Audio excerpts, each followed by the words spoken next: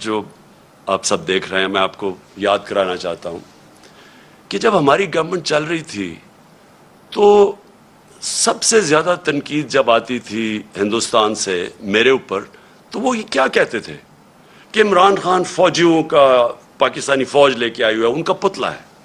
سب سے زیادہ یہ کرتے تھے اور مسلسل ان کو تکلیف تھی کہ جی یہ فوج اور گورنمنٹ ایک ہی پیج پہ چل رہی ہے. آپ کو پتہ نہیں اس چیز کا علم ہے یا نہیں، یا یاد ہو یا نہ ہو، کہ ایک ہمارے سوشل میڈیا کے جنونی نوجوانوں نے ایک چیز ایک بے نقاب کیا جس کو کہتے تھے یورپین یونین کی ڈس انفارمیشن لیب.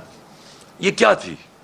اس میں تقریباً 800 فیک سائٹس تھی اور یہ فیک سائٹس کیا کر رہی تھی؟ یہ مسلسل پاکستان کے خلاف پروپیگنڈا کر رہی تھی، جس میں کئی پاکستان کے صحافی بھی شامل تھے، کئی وہ لوگ شامل تھے جو آج اس امپورٹڈ حکومت کے ساتھ اب نظر آتے ہیں. اور یہ کیا کہہ رہے تھے؟ دو لوگوں کو اٹیک کر رہے تھے، ایک عمران خان کو اور ایک پاکستانی فوج کو، اور تکلیف یہ تھی کہ یہ ساتھ چل رہے ہیں. اب میں آپ کو ذرا تھوڑا پیچھے لے جاؤں کہ جب ممبئی کے اٹیک ہوا، دہشت گردی کا اٹیک ہوا ممبئی میں، تو آصف زرداری نے ایک بیان دیا تھا کہ پاکستان کا جو DCISI ہے اس کو ممبئی بھجوایا جائے. یعنی سوچیں کہ اپنا ملک کا اس وقت صدر تھا، کہتا تھا اس کو ممبئی بھجوایا جائے. اور پھر یہی آصف زرداری حسین حقانی کے ذریعے امریکنوں کو میسج پہنچاتا ہے کہ امریکنوں کو کہہ رہا ہے کہ پاکستان کی فوج سے آصف زرداری کو بچائیں. اور دوسری طرف نواز شریف، یہی جب ممبئی اٹیکس ہوئے تو اس نے نواز شریف سب سے پہلے بولا کہ وہ جو ایک لڑکا وہ کون سے گاؤں میں تھا پاکستان میں جدھر سے اٹیک ہو. اس نے کم باکر کو ایک انٹرویو دیا تھا اور اس نے اس انٹرویو میں بتا دیا کہ وہ پاکستان سے ہے. یعنی پہلے ہی ایک بہت بڑا ایک پاکستان کے خلاف ایک مہم چلی ہوئی تھی اور خاص طور پہ ISI اور پاکستانی فوج کو ٹارگٹ کیا جا رہا تھا. تو نواز شریف نے پہلے کہا یہ. پھر ڈون لیکس کیا تھی؟ ڈون لیکس کے اندر نواز شریف اس کی گورنمنٹ باقاعدہ یہ کہتی ہے کہ جو دہشت گردی ہندوستان کے خلاف ہو رہی ہے اس میں پاکستان کی ISI ملوث ہے، پاکستان کی فوج. اور نریندر مودی بار بار پاکستان کے سپہ سالار جو تب تھے جنرل رحیل، بار بار یہ کہتے تھے کہ وہ دہشت گرد ہے، دہشت گردوں کا سردار ہے. اور نواز شریف اس کو شادی پہ بلا رہا تھا، اسی نریندر مودی کو جب کھاٹمانڈو کے اندر سارک کانفرنس ہوتی ہے تو برکا دت جو ان کی لیڈنگ جرنلسٹ ہیں وہ اپنی کتاب میں لکھتی ہے کہ چھپ کے سائٹ پہ نواز شریف نریندر مودی سے میٹنگ کر رہا تھا اور اس کو یہ کہہ رہا تھا کہ میں اپنی فوج سے مجھے بچائیں، یعنی اپنی فوج سے ڈر کے. اب یہ وہ لوگ ہیں جو آج ہمیں کہہ رہے ہیں کہ ہم جناب غدار ہیں.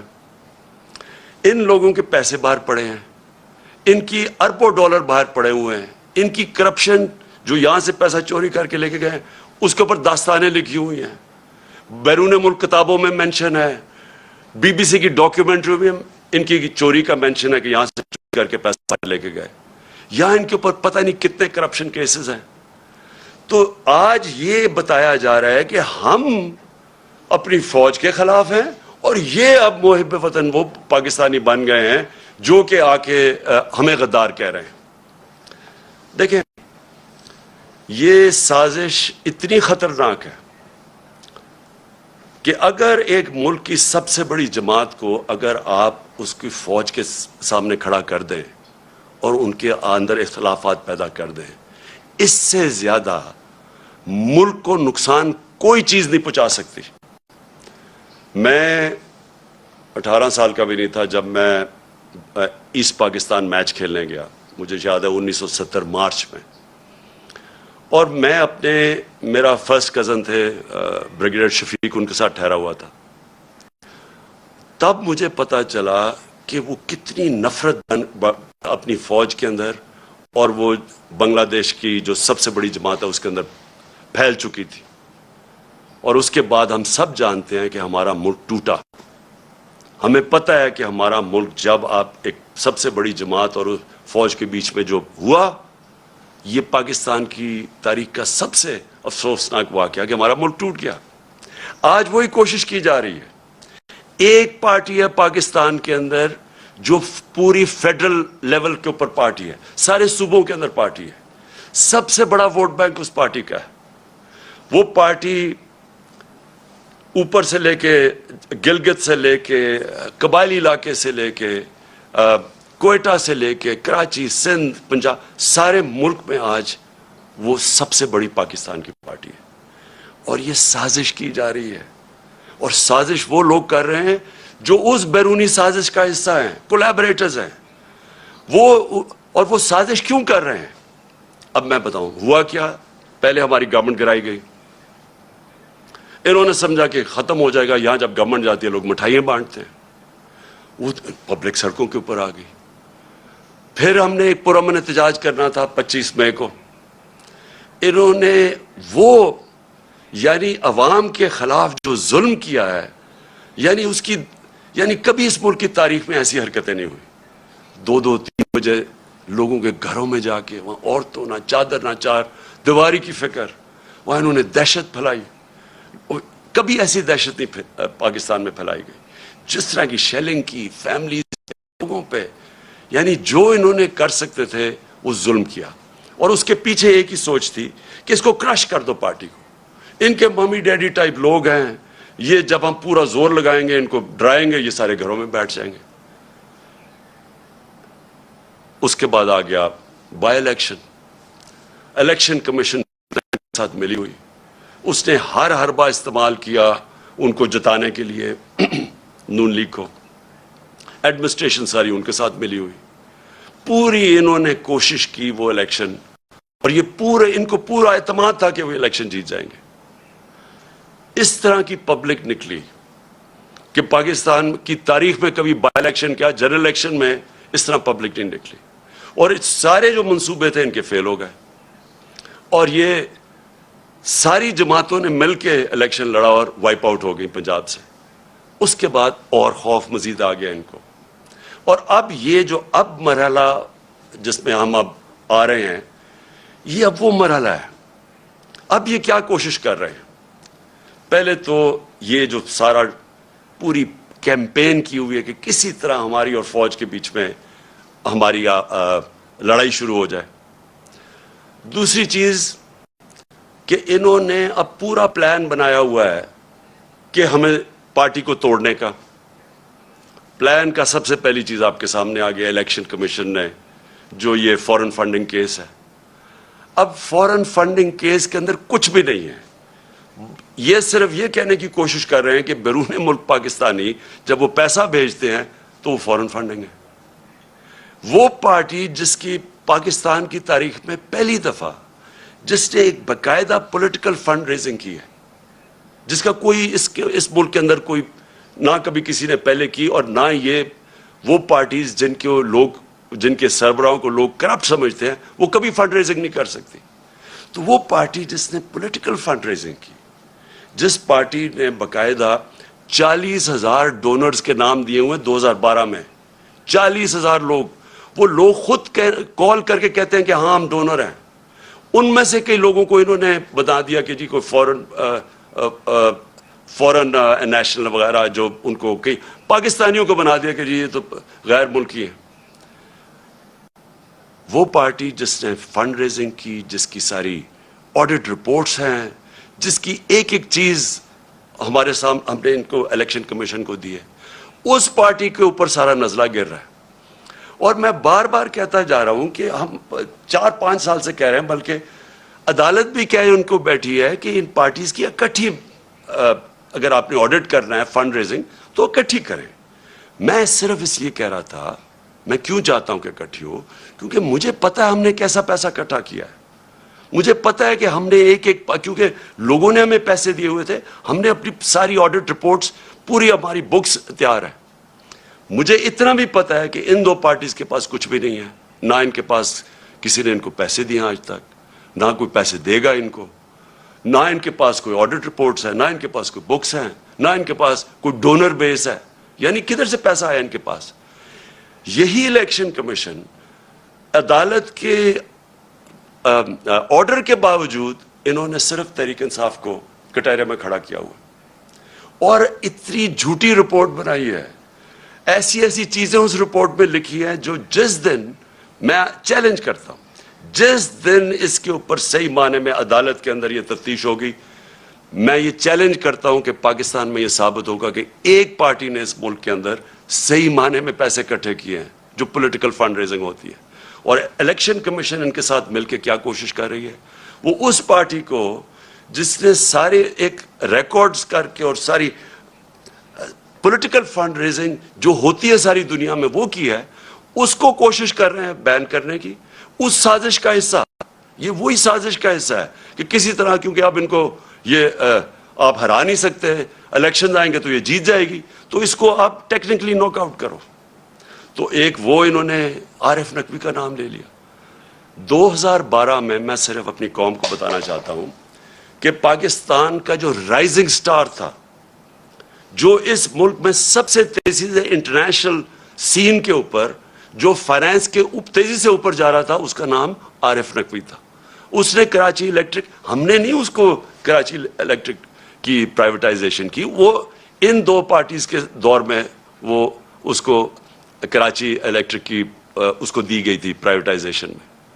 اور اس کی بل گیٹس اس کو پیسے اس کو انویسٹ کر رہا ہے اس کے فنڈ کے اندر، وہ پرنس چارلز کی چیریٹی کو پیسے دے رہا ہے. اور یہ الیکشن کمیشن کہہ رہی ہے ہم 2012 کی بات کریں، کہتی ہے 2018 میں وہ فراڈ اس کے اوپر چارجز لگے. یعنی اس لیول پہ انہوں نے جا کے کوشش کی ہے کہ کسی طرح ہمیں ڈسکریڈٹ کرے، اور میرا نام لے دیا کہ جی اس نے سرٹیفکیٹ دیا ہوا ہے اور اس نے کنسیل کیا اکاؤنٹس. میں آج آپ کو پھر سے کہہ دوں کہ سرٹیفکیٹ دینا ہمیشہ، جب آپ سرٹیفائی کرتے ہیں، وہ ایک پروسیس سے آپ کے پاس پہنچتی ہے. میں بکس نہیں پڑھ کے سرٹیفائی کرتا، وہ پہلے شروع ہوتا ہے نیچے، ہماری فائنانس ڈپارٹمنٹ کرتی ہے، وہ پھر بیٹھتی ہے آڈیٹرز کے ساتھ، ان کے ساتھ کتابیں ریکنسائل کرتی ہے، وہ پھر جاتی ہے پارٹی کی مینجمنٹ کمیٹی میں، وہ مینجمنٹ کمیٹی جب کلیئر کرتی ہے تو وہ میرے پاس آتی ہے، تو میں دستخط ان کے کہنے پہ کہتا ہوں to the best of my ability. میں سرٹیفائی، میں نے وہ کتابیں نہیں دیکھی ہوتی، جبکہ میں اپنے جو اثاثے ڈکلیئر کرتا ہوں تو وہ میں ایفیڈیوٹ دیتا ہوں، کیونکہ میں دیکھ کے کرتا ہوں. تو اس کے اوپر یہ کوشش کر رہے ہیں ڈسکوالیفائی کرنے کی. ایک یہ ان کا طریقہ ہے. دوسرا یہ توشہ خانہ کیس ہے. میں پھر اپنی قوم کے سامنے ایک اور چیز کہتا ہوں، ساروں کا جو اس ملک کے پرائم منسٹرز اور پریزیڈنٹ بنے ہیں، جو اس ملک کے اندر بڑے بڑے عہدوں پہ رہے ہیں، سب کو تحفے ملتے ہیں، آرمی چیف کو ملتے ہیں، سب کو ملتے ہیں. ساروں کو انویسٹیگیٹ کریں کہ کیا لیگلی جو بھی انہوں نے کام کیا ہے قانون کے دائرے میں کیا ہے یا کوئی چیز غیر قانونی کی ہے.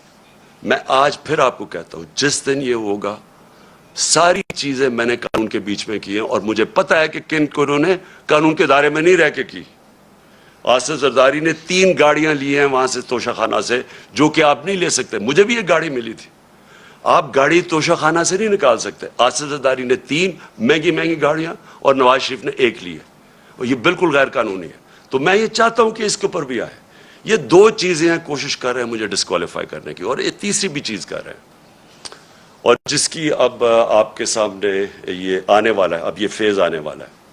اب ان کی کوشش یہ ہے کہ کسی طرح عمران خان کی کردار کشی کی جائے، کیونکہ ایک طریقہ پارٹی کو ختم کرنے کا یا پارٹی کو ڈسکوالیفائی کرو وہ مشکل ہے. دوسرا ہے کہ عمران خان کے اوپر کردار کشی کرو اور کسی نہ کسی طرح پھنساؤ کسی کیس میں. اور کردار کشی کے لیے ان کو پتہ ہے کہ کون سے میڈیا ہاؤسز ان کے ساتھ پوری طرح تعاون کریں گے، اور جن کو ان کو شک تھا، یہ جو ARY کے اوپر انہوں نے ایکشن لیا ہے، مجھے یہ اسی پلان کا حصہ ہے کہ کوئی چینل جو میرا موقف رکھے گی اس کو بند کر دو، یوٹیوبرز جو میرا موقف رکھیں گے ان کے منہ بند کر دو، خوف اتنا پھیلا دو کہ کوئی میرا موقف ہی نہ رکھے. اور وہ جو چینلز ہیں جو کہ جن کے اوپر ہمیں پتہ ہے کہ پیسہ چلتا ہے، اور ان کو پوری طرح میری کردار کشی پہ استعمال کیا جائے. اور یہ ان کا پلان ہے. اب یہ پلان شروع ہو رہا ہے. یہ جو ARY سے ہوا ہے، یہ اس پلان کا حصہ ہے. اور یہ ابھی یوٹیوبرز پہ آئیں گے، ابھی یہ سوشل میڈیا کے اوپر آئیں گے، کوشش کریں گے کہ پورا منہ بند کر دیا جائے اور پوری طرح ایک عمران خان کو پبلک کے اندر ذلیل کیا جائے. میں پھر اپنی قوم کے سامنے کہتا ہوں کہ دیکھیں، میرا یہ ایمان ہے کہ عزت صرف اللہ دیتا ہے، اور اللہ کی اجازت کے بغیر کوئی کسی کو ذلیل نہیں کر سکتا. تھوڑی دیر کے لیے آپ سب کو پاگل بنا سکتے ہیں، آج تک کوئی بھی ایسا پیدا نہیں ہوا جو سارا وقت سب کو پاگل بنا لے. مجھے صرف افسوس یہ ہے کہ یہ جو پروسیس کرنے اب جا رہے ہیں، یہ جس طرح کی اب سختی دکھا رہے ہیں، یہ جو ایک پورا ایک نیا کہ مسل دکھا کے تو اب ہم ان کو کرش کریں گے، لوگوں کو ڈرا دیں گے، دھمکا دیں گے، اب صرف ملک کا نقصان کر رہے ہیں. میں اپنی قوم کے سامنے کہہ رہا ہوں کہ یہ جو اب فیز آ رہا ہے ان کا، اس سے ہمارا ملک ڈیمیج ہوگا. ملک کا سوچنا چاہیے. یہ صرف ذاتی مفادات کے اوپر اور بیرونی جو چاہتے ہیں، جو وہ چاہتے ہیں کیا بیرونی کیا جنہوں نے ہماری گورنمنٹ گرائی، کیا وہ چاہتے ہیں مضبوط پاکستان؟ کیا وہ چاہتے ہیں کہ پاکستان ایک ملک بنے جو اپنے پیر پہ کھڑا ہو جائے؟ کیا وہ نہیں چاہتے کہ پاکستان لائف سپورٹ مشین پہ رہے، تھوڑے تھوڑے پیسے دیتے رہو ان کو، ان کی؟ اور یہ مجھے نہیں پتا کہ اب پاکستان کی ایئر سپیس استعمال ہوئی ہے یا نہیں، لیکن بیرونی اخبار، ویسٹرن اخبار آپ پڑھیں تو وہ سارے کہہ رہے ہیں کہ کوئی ڈیل ہوئی ہے پاکستان کے اوپر سے، وہ ڈرون جا کے اس نے افغانستان میں یہ ڈرون اٹیک کیا ہے. اگر ہم یہ کر رہے ہیں کہ جی تھوڑے سے پیسے مل جائیں گے اسے، میں پھر اپنی قوم کو کہنا چاہتا ہوں، دیکھیں ہم نے 80 کی دہائی میں پوری مدد کی، ٹھیک ہے اس وقت مجاہد تھے ہم، ہمارے ہمسائے ملک پہ کسی کا دوسرے ملک کا قبضہ تھا، لیکن ہم استعمال ہوئے. جیسے ہی وہ وہاں سے قبضہ ہٹا تو ہمارے اوپر سینکشنز لگ گئی تھیں. یہاں 50 لاکھ ریفیوجیز تھے پاکستان میں، یہاں کلیشنکوف اور ڈرگز آ گئی تھیں، یہاں سیکٹیرین گروپس، ملیٹنٹ گروپس آپس میں لڑنا شروع ہو گئے تھے. اس سے پہلے پاکستان تھا، افغان جہاد کے بعد پاکستان بدل چکا تھا. پھر ہم نے ان کی مدد کی، اور سب کو پتا ہے کہ جب وار آن ٹیرر میں دھمکی ملی اور ہم نے ان کی مدد کی، کیا ملا پاکستان کو؟ اسے $20 ارب ملا. تو جو نقصان پاکستان کا ہوا، جو 80,000 لوگ ہمارے قربان کیے گئے، جو ہمارے فوجیوں نے شہادتیں دی، تو کس لیے ہم نے کیا؟ ہمیں تب بھی یہی استعمال کیا گیا، دھمکی ملی، ہمارے میں ہمارے گھٹنے گوڑوں میں جان ہی نہیں تھی کہ کھڑے ہو کے ہم ایک خوددار قوم کی طرح ان کا فیس کرتے. ہم پھر جھک گئے اور بڑی بھاری قیمت قوم نے ادا کی اس کی. چھوٹی سے ایلیٹ ہے جن کو پیسے، وہ جو پیسہ آتا ہے وہ باہر بھجوا دیتے تھے، ان کے بینک اکاؤنٹس بڑھتے رہے، لیکن قوم کو تو نقصان ہوا. ابھی بھی مجھے خطرہ ہے کہ اگر ہم یہ تھوڑے سے ڈالرز کے لیے اس ایجنڈے کا حصہ بھی بن جائے اور وہ اس ایجنڈے سے ہم پھر کسی کانفلکٹ میں پھنس جائیں، کسی قسم کے انتشار میں پھنس جائے ہمارا ملک، تو آخر میں ہمیں ماضی سے پتہ ہے کہ فائدہ تھوڑا ہوتا ہے، نقصان بہت زیادہ ہوتا ہے. اور ابھی بھی میں یہ آج ضرور کہنا چاہتا ہوں کہ یہ جو ہم دیکھ رہے ہیں ٹی ٹی پی کی ایکٹیویٹیز پختونخوا میں، اور ہم دیکھ رہے ہیں انہوں نے ٹارگٹ کر رہے ہیں، میرے کئی تحریک انصاف کے وزیر اور میرے ایم پیز مجھے بتا رہے ہیں کہ ان کو دھمکیاں آ رہی ہیں اب ٹی ٹی پی کی طرف سے. میں اس کے اوپر بھی مجھے حیرت ہے کہ ان دنوں میں تو جب ٹی ٹی پی ایکٹیو تھی تو وہ تو یہ کہتی تھی کہ جو امریکہ کے کولیبریٹرز ہیں ہم ان کے خلاف ہیں، اس لیے ہم اٹیک کر رہے ہیں. تو یہاں تو وہ گورنمنٹ ہے جو ایک آزاد پاکستان چاہتی ہے، تو اس کو کیوں ٹارگٹ کیا جا رہا ہے؟ مجھے اس میں بھی ایک سازش نظر آ رہی ہے. میں سمجھتا ہوں یہ بھی ایک سازش کے تحت گیم چل رہی ہے ہماری پارٹی کو کمزور کرنے کے لیے. اور وہ جو ایک بیرونی سازش وہ چاہتے ہیں کہ کمزور ہماری پارٹی جتنی کمزور ہو، اس کے بعد ان کے لیے آسان ہوگا ملک کو کنٹرول کرنا. تو میں اور پھر آتا ہوں شہباز گل کے اوپر. دیکھیں شہباز گل نے جو کہا، اور اگر وہ قانون کے خلاف تھا تو بڑا آسان ہے. اس کا ہمارا آئین، ملک کا ہمارا قانون ایک پروسیجر بتاتا ہے کہ اس کے اوپر چارج لگائیں، اس کو موقع ملے عدالت میں جا کے اپنی صفائی پیش کرنے کا. اور کیا اس نے کس کانٹیکس میں کہا، کیا کہا، اسے ہر انسان کو ہر دنیا کی قانون کا نظام اس کو موقع دیتا ہے اپنی صفائی پیش کرنے. لیکن جو یہ ہوا, اس کی گاڑی کو شیشے توڑ دیے, اس کو جس طرح اٹھایا, اس کے ڈرائیور کو مارا گیا, پتہ ہی نہیں کدھر غائب ہو گیا وہ, ہم ڈھونڈتے پھر رہے ہیں, پتہ چلوا رہے ہیں کہ جی وہ کدھر جی گیا. یہ کون سے قانون اور آئین کے مطابق ہوا؟ اور میں اپنی پارٹی کی طرف سے واضح کر دوں, ہمارا کیونکہ پھر سے جینا مرنا اس ملک میں ہے, کوئی بیرونی ملک کے ساتھ سے نہیں پڑے کہ میں جب مشکل پڑے تو باہر بھاگ جاؤں.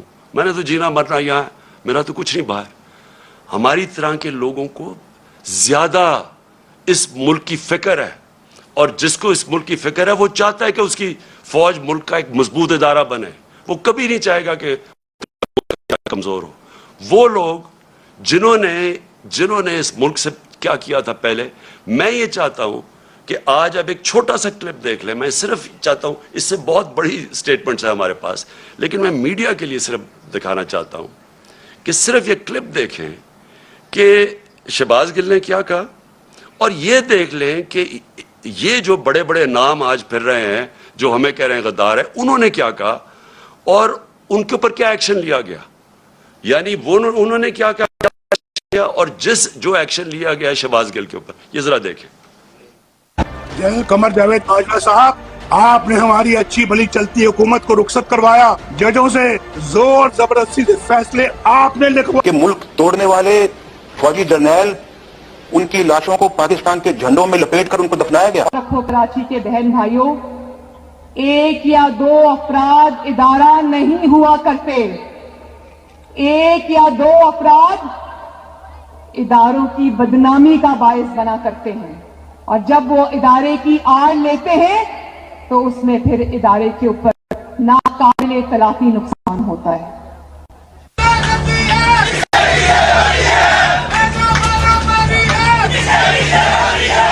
تو ہماری کردار کشی کرنا چھوڑ دو. اگر ہم نے آپ کی شروع کی تو پتہ نہیں پاکستان بننے سے آج تک کتنے جنرلوں کی شروع ہو جائے گی. بیٹی بھائی دو ایکیوزڈ ہیں, ان کی لسٹ لے کے جس نے ہم نے پریس کانفرنس کی تو آپ کی اینٹ سے اینٹ بڑھ جائے گی. اسرائیل کے وظیفوں پہ پلنے والے جرنیلوں, ریٹائر اپنے حدود میں رہو. کام کی ہڈیوں سے گوشت تک جو ہے انہوں نے نچوڑ لیا ہے اور اتار لیا ہے. ابھی نندن کی کیا بات کرتے ہیں. چیف آف آرمی اسٹاف تشریف لائے, پیر کانپ رہے تھے, پسینے ماتھے پہ تھے. شاہ محمود صاحب نے کہا کہ خدا کا واسطہ ہے اب اس کو واپس جانے دیں, چونکہ 9 بجے رات کو ہندوستان پاکستان پہ اٹیک کر رہا ہے. وہ کوئی ہندوستان نے اٹیک نہیں کرنا تھا, کچھ نہیں ہونا تھا, صرف گھٹنے ٹیک کے. اب تو میں چاہتا تھا کہ آپ خود یہ سن لیں, اس سے بہت زیادہ کلپس ہمارے پاس ہیں, اور میں اس لیے چاہتا تھا کہ آپ یہ سارے سن لیں کہ ان کے اگینسٹ کیوں کوئی ایکشن نہیں لیا گیا. یہ تو کلپس ابھی اویلیبل ہیں, کیا ان کے اوپر, اور ان کے اوپر تو ایکشن پہلے بھی لینا چاہیے.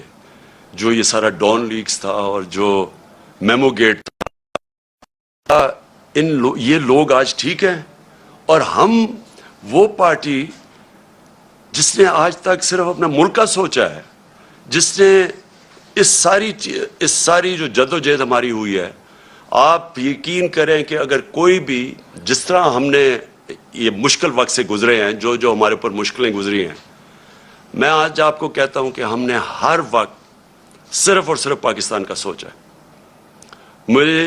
ہمارے پاس اس وقت سٹریٹ پاور ہے, ہم سارے پاکستان کو بند کر سکتے ہیں. ہمیں صرف کہ ملک کے معاشی حالات آج ایسے ہیں کہ ہمیں اپنے ملک کی فکر کرنی چاہیے, اور اس لیے ہر چیز مظاہرے بھی کرتے ہیں. پرامن صرف 25 مئی کو ہمارا پرامن مظاہرہ تھا جب انہوں نے ہمارے پر انتہا کا ظلم کیا. آج تک کوئی ایک بتایا کہ ہم نے اپنے ملک میں کوئی توڑ پھوڑ کی, کوئی ہم نے اپنے ملک کو نقصان پہنچانے کی کوشش کی, جبکہ یہ وہ لوگ ہیں جن نے اور جو چیزیں چھوڑے, جو انہوں نے اس ملک کو لوٹ کے باہر پیسہ لے کے گئے ہیں. یہ کیسے محب وطن ہو گئے؟ تو میں آخر میں صرف یہ چاہتا ہوں کہ یہ جو کوششیں ہو رہی ہیں سازش کر کے ایک ملک کی سب سے بڑی جماعت کو توڑنے کی, ہمارے لوگوں کو توڑنے کی بھی کوشش کی جا رہی ہے, اور کہ الیکشن میں کسی طرح یہ اتنے کمزور ہو جائیں کہ جب یہ الیکشن ہو اور الیکشن کی پلاننگ کر رہے ہیں کہ یہ اتنے کمزور ہو جائیں اور پھر نواز شریف آئے وہاں سے انگلینڈ سے اور اس کے بعد کہیں کہ جی دیکھیں عمران خان کو بھی ڈسکوالیفائی ہو سکتا ہے اور وہ بھی ہو سکتا ہے، ہم دونوں کو ایک ملا دیں اور اس کے بعد یہ پھر وہی اسی الیکشن کے ذریعے الیکشن کروائیں. یہ گیم ہے بیسکلی کہ کسی طرح ہمیں چھوٹا کر کے کٹ ٹو سائز کریں. میرا اگلا سوال یہ ہے جو بھی یہ پلاننگ کر رہے ہیں کیا یہ پاکستان کے لیے بہتر ہے؟ کیا پاکستان اس میں سے اس دلدل سے نکلائے گا؟ پاکستان کو تو اس وقت ضرورت پولیٹیکل سٹیبلٹی کی ہے کہ ایک تکڑی گورنمنٹ آئے، سٹیبل گورنمنٹ عوام کی پاور سے جو پھر اس ملک کو اس دلدل سے نکال سکے. کیا اس میں یہ جو پلان بن رہا ہے کیا اس میں پاکستان میں پولیٹیکل سٹیبلٹی آ جائے گی؟